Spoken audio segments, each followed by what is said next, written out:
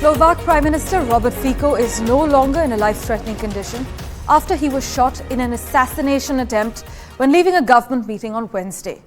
In fact, a video captured on Wednesday appeared to show the moment 5 shots were fired at Mr. Fico as he shook hands with a small group of protesters in the town of Handlova. Now, the populist Prime Minister actually won a general election last September and has faced widespread criticism for polarizing politics in this Central European nation, with pro-Russian comments and a push to extend state control over the media. Mr. Fico's return to power actually caused concern among his critics that he, along with his party, which had long been tainted by scandal, would lead Slovakia away from its pro-Western course.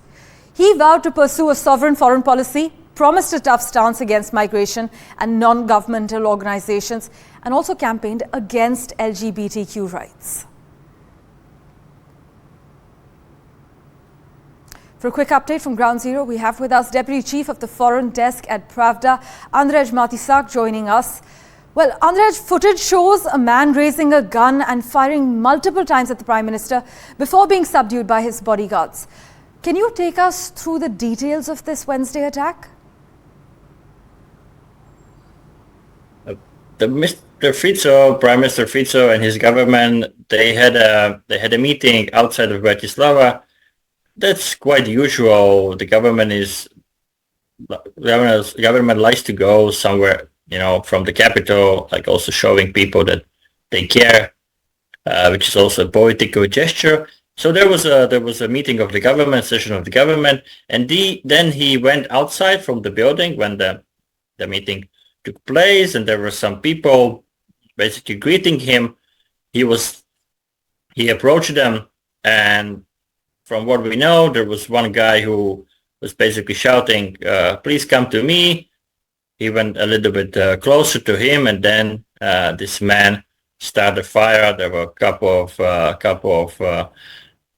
of rounds, 2, 3, 4 maybe. And then, of course, the bodyguards started to act. There are a lot of speculations, and of course, some experts are saying that the bodyguards were quite slow.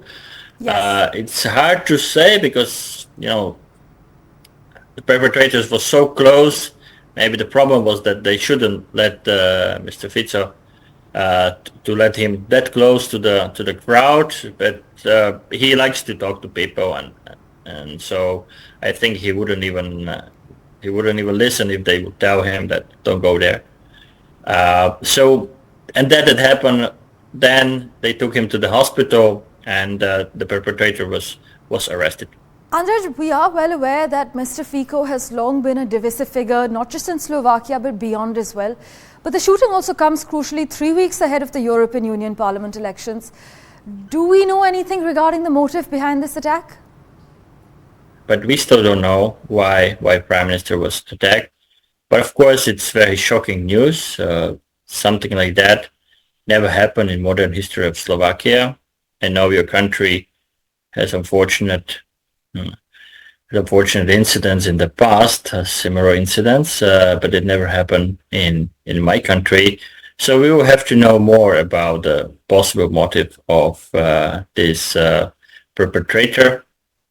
He was armed with the legally owned gun, and from when we look at the life of this guy, it's very strange, I would even say, because his political beliefs, it seems so, are all over the place. The government is saying that this act was politically motivated, which is the most probable scenario, but I also wouldn't exclude maybe some psychological issues.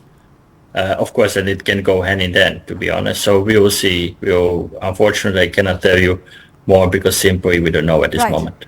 We will wait for further details to emerge, but thank you so much, Andrej, for joining us with that quick update.